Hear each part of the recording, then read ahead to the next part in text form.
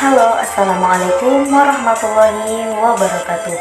Perkenalkan, nama saya Siti Fatimah. Saya mahasiswi STAI Aulia Ur-Rasyidin Tembilahan, Program Studi Pendidikan Agama Islam, kelas 2A. Video ini saya buat guna untuk memenuhi tugas mata kuliah Islam dan Tamadun Melayu dengan dosen pengampu Bapak Muhammad Siddiq SPD MPD. Alasan saya memilih judul ini, yang pertama untuk memenuhi tugas mata kuliah Islam dan Tamadun Melayu, yang kedua untuk memperdalam prosesi hatam Al-Quran dalam perkawinan adat Bugis, serta untuk melestarikan adat ataupun budaya Islam di masa sekarang ini. Yang ketiga, untuk mengembangkan tradisi turun-temurun dalam perkawinan adat Bugis dalam ajaran agama Islam. Prosesi hatam Al-Quran ini adalah suatu adat ataupun kebiasaan yang dilakukan secara turun-temurun.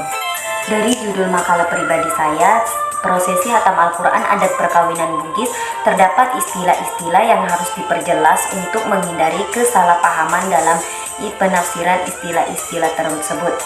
Di sini saya akan memaparkan penjelasan istilah, yaitu yang pertama ada pengertian prosesi. Menurut Siagian 1994, prosesi adalah suatu rangkaian yang berlangsung secara terus-menerus.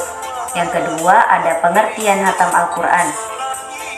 Hatam Al-Quran adalah menyelesaikan atau menamatkan bacaan Al-Quran dari awal hingga akhir. Adat merupakan hukum adat atau sinonim dari hukum tidak tertulis. Hukum sebagai konvensi di badan hukum negara dan hidup menjadi sebuah peraturan dan kebiasaan pada kehidupan di kota ataupun di desa. Yang keempat ada perkawinan. Perkawinan adalah suatu hubungan lahir dan batin antara pihak laki-laki dan pihak perempuan yang sebagai suami istri yang sah dan diakui oleh masyarakat yang bersangkutan, yang berdasarkan atas peraturan perkawinan yang berlaku di masyarakat. Yang kelima ada Bugis.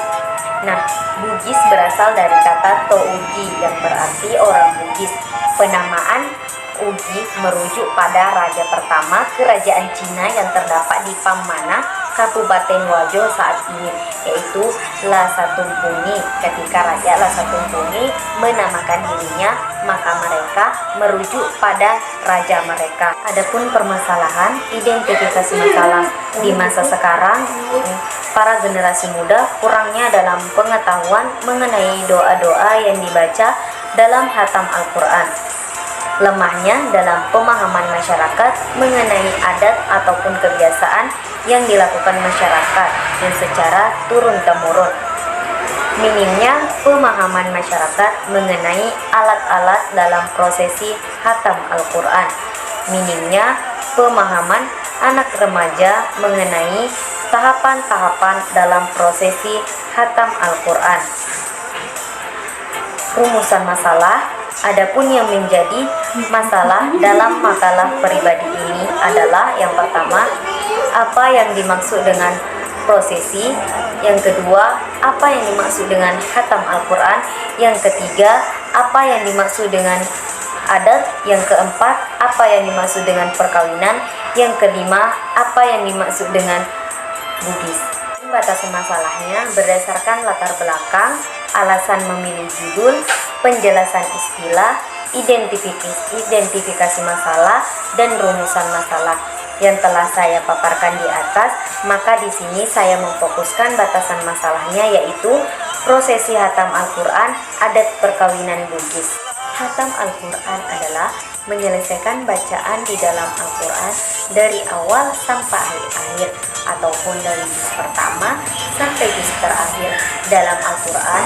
Tadarus ataupun hatam Al-Quran adalah istilah yang cukup populer di kalangan umat Islam.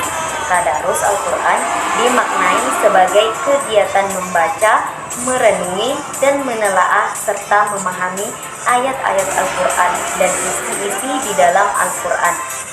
Dan tradisi hatam Al-Quran ini dilakukan secara turun-temurun sejak Nabi Muhammad SAW, yang disebutkan para sahabat yang memiliki kebiasaan menghatamkan Al-Quran dalam jangka waktu tertentu dengan kemampuan mereka. Keutamaan dari hatam Al-Quran ialah membaca hingga menghatamkan Al-Quran terutama di bulan Ramadan. Allah Subhanahu wa Ta'ala akan melipat gandakan setiap huruf yang dibaca menjadi 10 kebaikan. Ada beberapa keutamaan menghatamkan Al-Quran, yaitu didoakan malaikat, amalan yang disukai oleh Allah, dan memperoleh syafaat di hari kiamat. Makna dari hataman Al-Quran. Hatam Al-Quran bermakna sudah menamatkan pelajaran bacaan mengaji kitab suci Al-Quran, menunjukkan bahwa calon pengantin perempuan yang akan berhidup berumah tangga itu sudah dilengkapi dengan bekal pengetahuan keagamaan.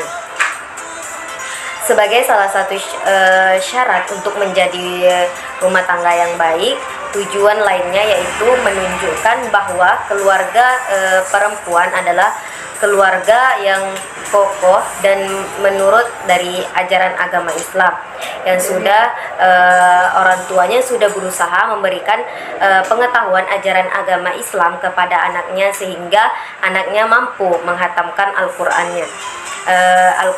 Menghatamkan Al-Quran juga merupakan simbol bahwa kedua pengantin sudah menamatkan pelajaran mengaji kitab suci Al-Quran dan siap mengarungi dunia luas guna mencari amal karena telah dibekali dengan ilmu pengetahuan untuk berumah tangga. Ada beberapa tahapan dalam prosesi hatam Al-Quran yang biasanya dilaksanakan secara khusus, dan ada pula yang dijalankan dengan acara seperti acara sunatan, acara akikah, dan adapun pakaian yang digunakan pengantin pada malam hataman Al-Quran. Untuk laki-laki memakai surban dan jubah, dan untuk perempuan memakai pakai baju sesuai dengan kesepakatan keluarga dan memakai penutup kepala. Nah, ada beberapa perlengkapan inti yang digunakan pada acara hataman Al-Quran, seperti makanan atau nasi pulut yang dikelilingi dengan bunga telur yang bermakna kemegahan. Dua atau beberapa orang saksi bermakna kesaksian. Ada Al-Quran bermakna pedoman kehidupan iman dan takwa. Kemudian ada perlengkapan pendukungnya seperti sejadah yang diletakkan di atas bantal, dan di atas sejadah diletakkan Al-Quran untuk dipakai pada saat hataman Al-Quran. Sebelum tradisi mapan teteme, pada pernikahan adat suku Bugis disusun labose dilakukan. Orang tua calon pengantin terlebih dahulu menentukan siapa guru mengajinya dan di mana anaknya pernah mengaji.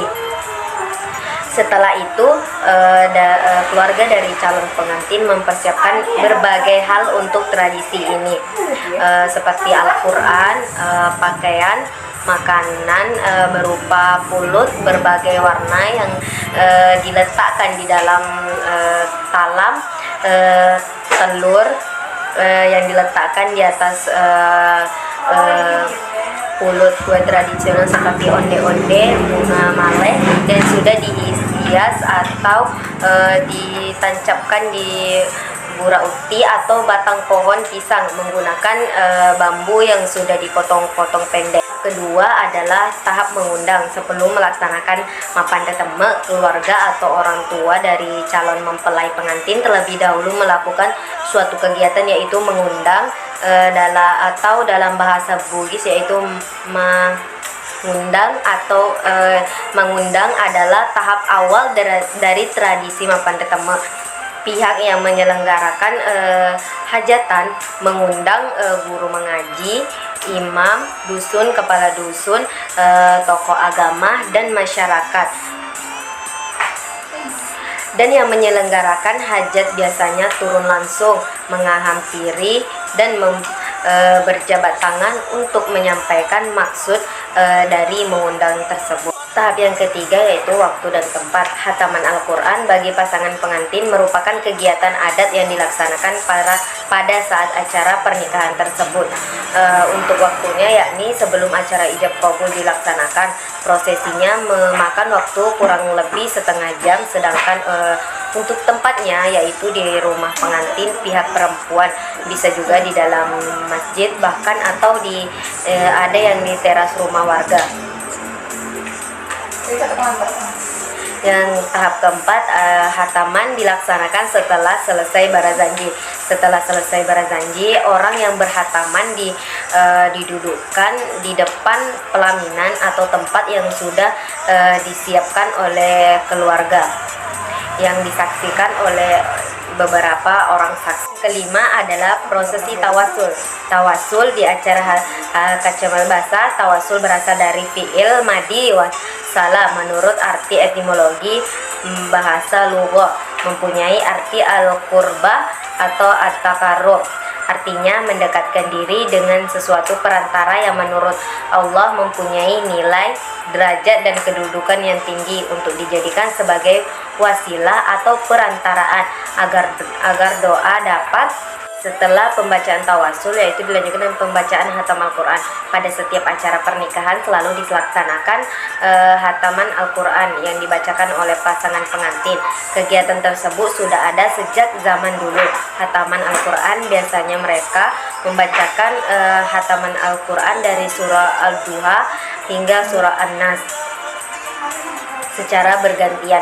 Dilihat dari segi istilah, hataman bermakna tamat, selesai. Al-Quran telah dibaca sampai dan menyelesaikan. Surah Ad-Duha sampai surah An-Nas merupakan surah yang terakhir, maka dalam hal ini menandakan bahwa Al-Quran telah selesai dibacakan, atau surat-surat yang dibacakan sebagai tanda untuk mengakhiri bacaan Al-Quran tersebut. Pembacaan doa khusus hataman Al-Quran adalah kegiatan hataman Al-Quran dibacakan oleh ustadz yang memandu acara hataman tersebut. Doa dibacakan setelah semua runtutan acara satu demi satu telah usai. Maka kegiatan hataman Al-Quran ditutup dengan pembacaan doa disampaikan oleh ustadz. Kata beliau terkait berdoa setelah hataman pun telah dipraktekkan oleh sahabat Anas bin Malik berdasarkan riwayat Ibnu Daud dengan isnad sahih bahwa Fadat berkata, Anas bin Malik radhiyallahu anhu jika menghatamkan Al-Quran, ia pun mengumpulkan keluarganya dan berdoa.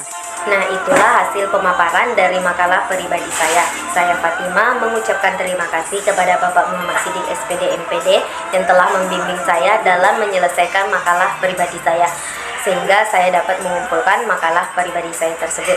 Saya akhiri dengan ucapan wassalamualaikum warahmatullahi wabarakatuh.